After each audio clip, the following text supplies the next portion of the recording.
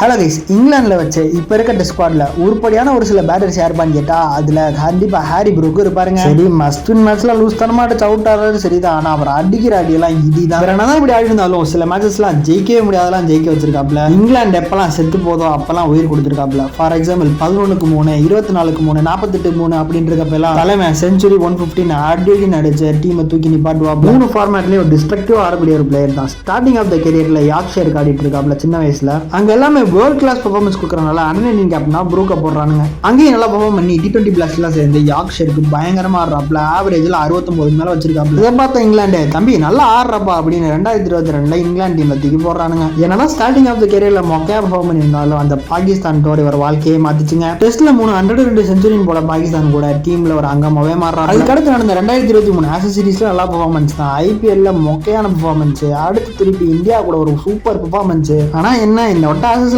நல்லா ஆடினாப்ல, உண்மையிலே சூப்பரா ஆடினாப்ல. ஆனா மஸ்ட் வின் மேட்சஸ்லாம் தோக்கடிச்சிட்டு போயிட்டாப்ல. உங்களுக்கு ஹாரி ப்ரூக் நம்ம சேனல் லைக் அண்ட் சப்ஸ்கிரைப் பண்ணிருங்க ஃப்ரெண்ட்ஸ்.